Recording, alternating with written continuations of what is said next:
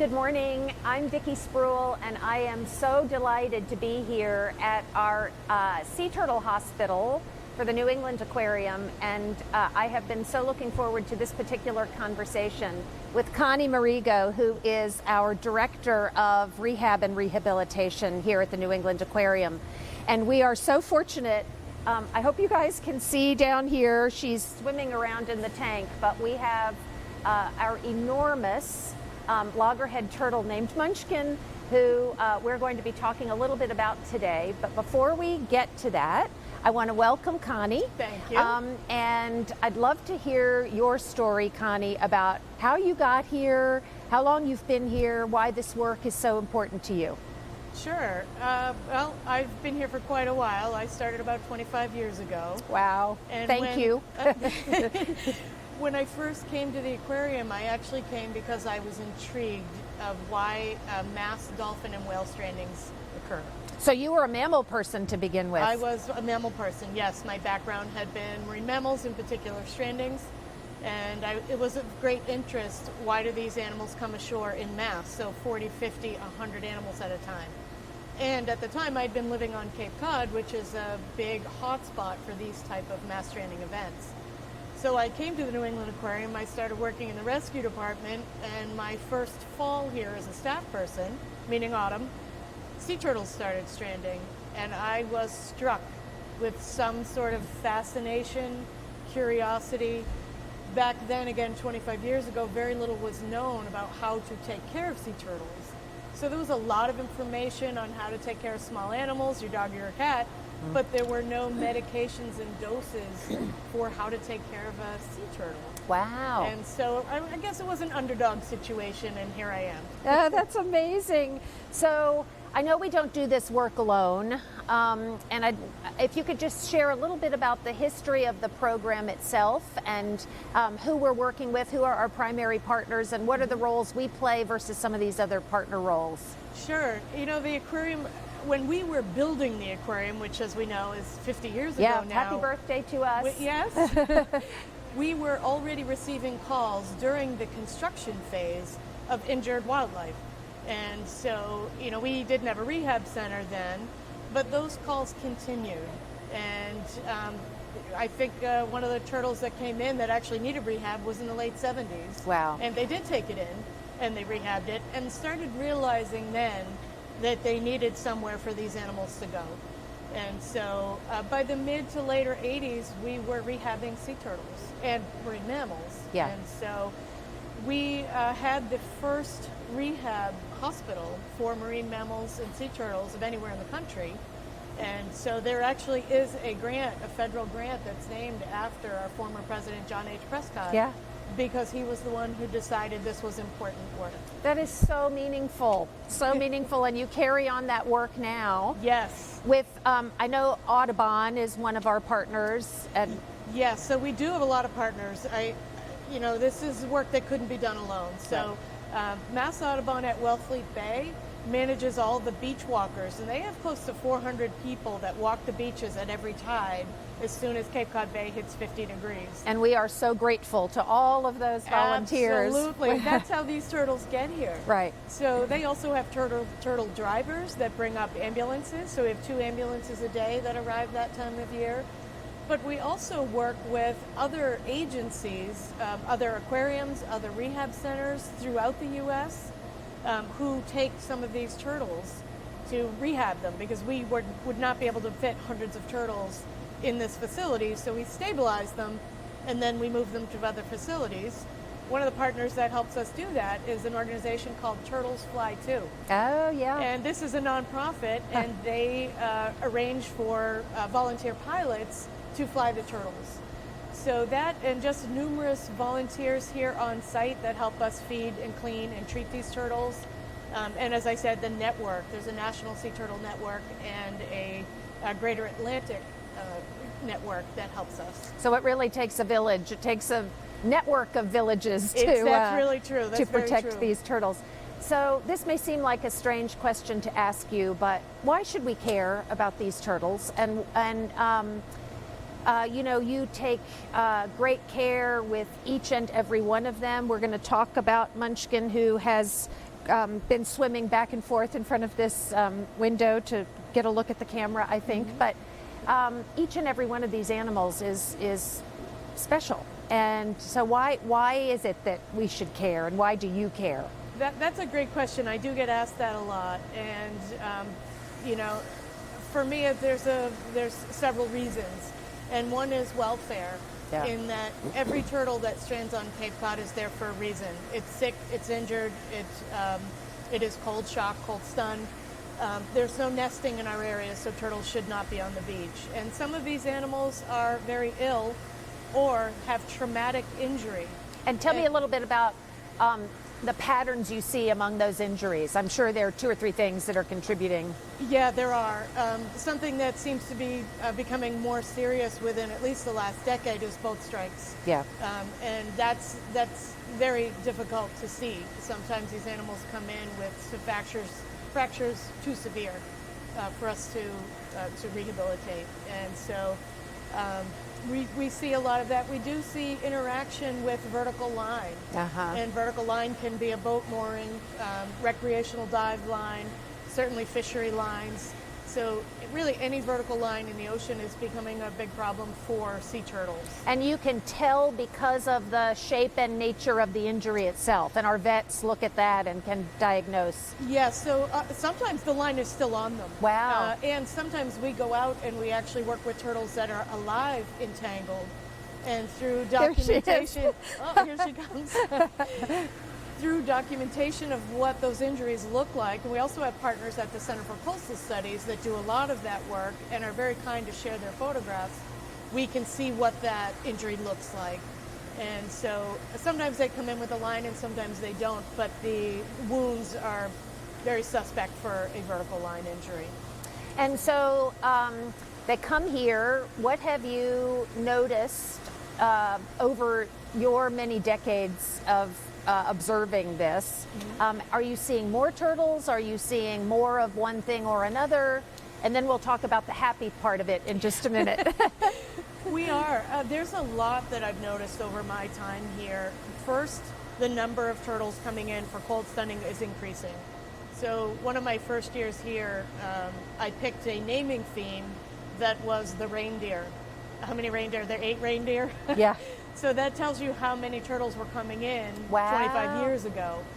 Now we are seeing an average of roughly 350 turtles coming in. There are some years that it's 700 turtles, some year that it's 400 turtles, but that average is going up every year.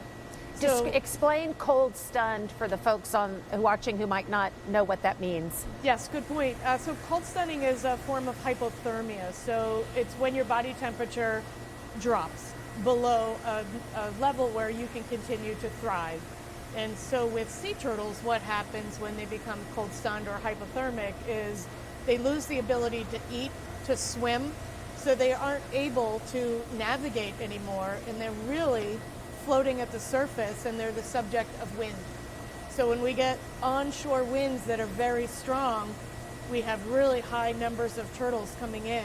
In 2014, we had 100 turtles a tide coming in. And so they are completely helpless. They appear dead. So we have special tools that we use to be able to detect heart rate, because your standard stethoscope, just won't work. It can't read a heartbeat through the shells. I see. We have a lot of specialized medical equipment that help us treat these animals because of their unique environment.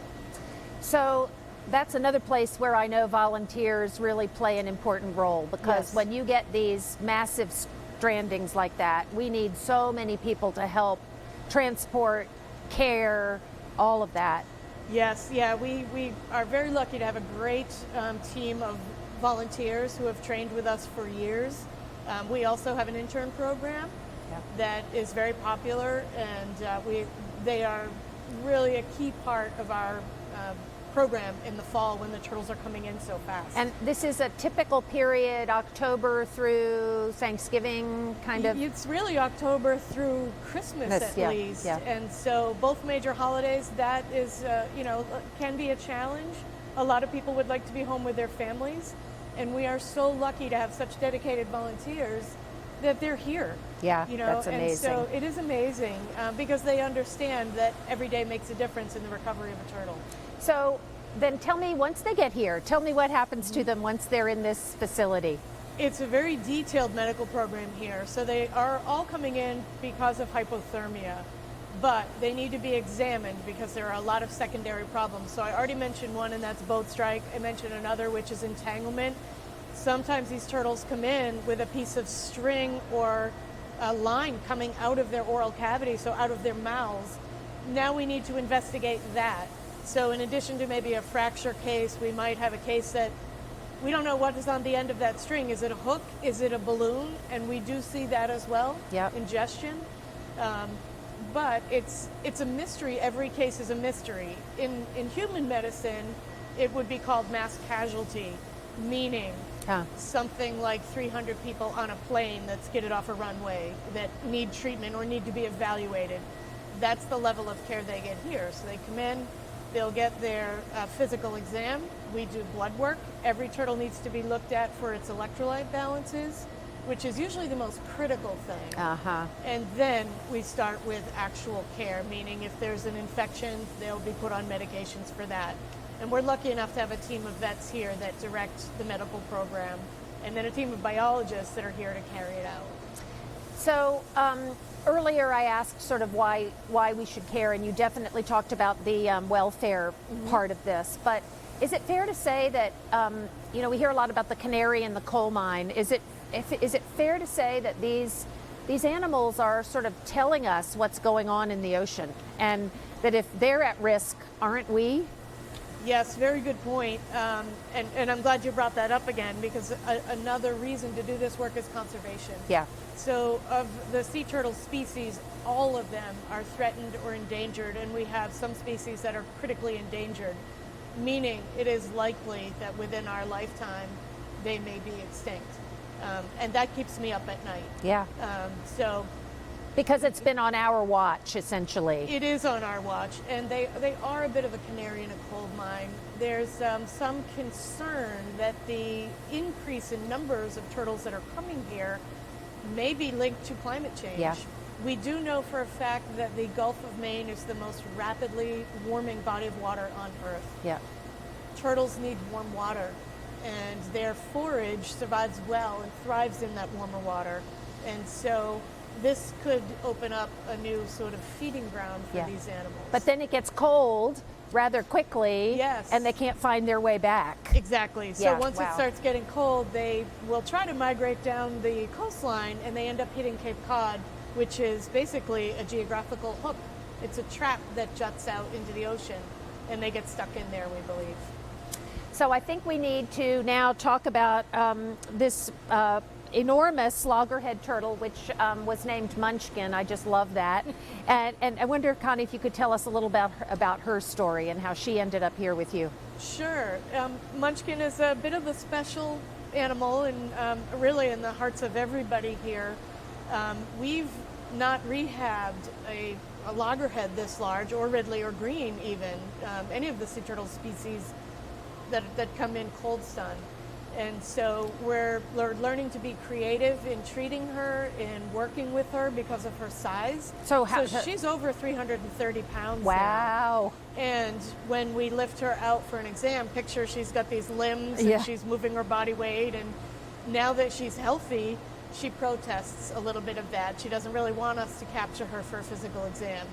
So That means she's getting better, I bet. it does mean she's getting better. Yeah, she's gained well over 30 pounds in her time here, and she needed it. She was lethargic, dull. She had an infection. A lot of her blood values were way outside normal limits when she stranded. And when I walked through that door the day after she stranded, I couldn't tell if she was alive or dead. Wow. And now you can see she's swimming behind us, and we are going to be preparing for her release soon.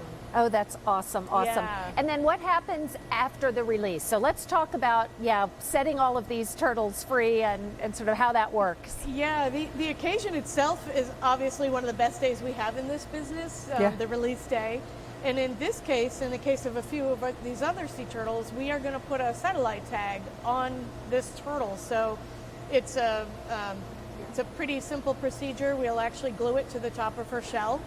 It's harmless. Eventually it will fall off, but we hope to get about a year out of that tag. And what we'll learn from her is, where does she go? Where does she choose to forage? What habitat is important in this region to an adult loggerhead turtle?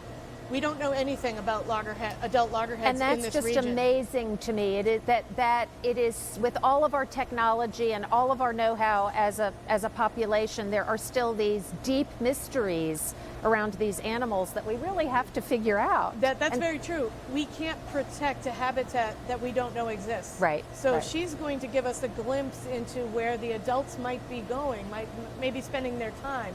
How deep do they dive? Where are they foraging? That should perhaps be protected, or at least it gives us an idea where to investigate. We don't know any of that now.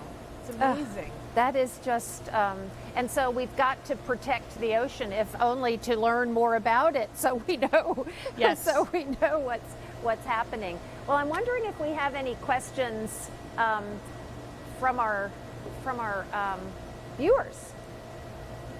What made 2014 unique? Why such a large volume? Oh yeah. Okay. So why was 2014 such an odd year, and why such volume that year? Do we know?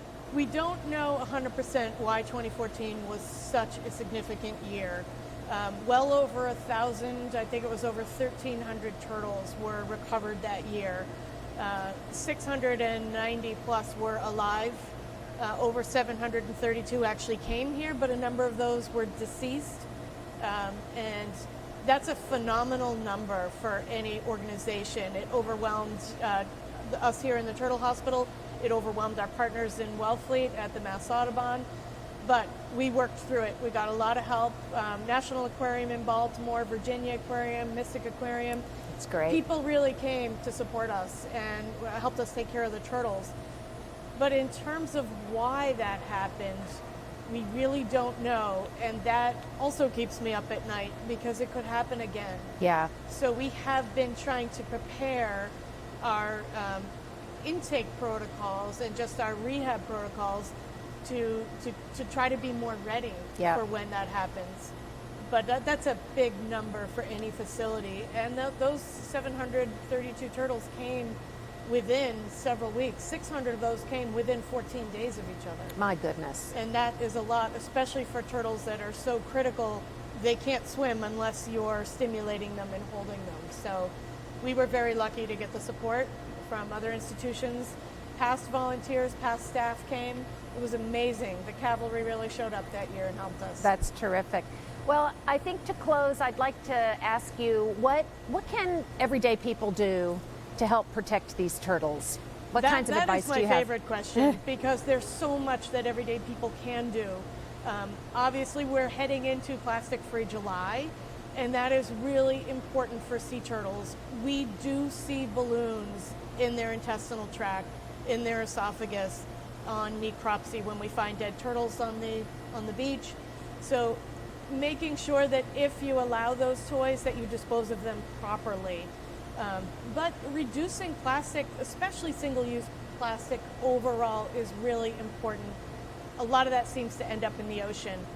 But if we reduce that reliance on those products, we're actually also cutting down on the carbon footprint because of the making of all of those products. So, those are very simple, but volunteering at a local stranding center, whether it's here or somewhere else, is very important. Certainly for boaters, if you own a boat or if you're on the water, looking where you're going is really important. As I mentioned before, we see some very serious traumatic injuries from boat strikes because people may not be looking. They may also be looking. It's very hard to sight a turtle. So if you don't have to be zooming around and you could slow down a little bit so you can look, that's also very helpful. Great. Thank you, Connie. You're a treasure to us. We're so fortunate to have you here with us at the New England Aquarium, and thanks to you and your team for the amazing work you're doing. Thank you. It's my pleasure. Thanks.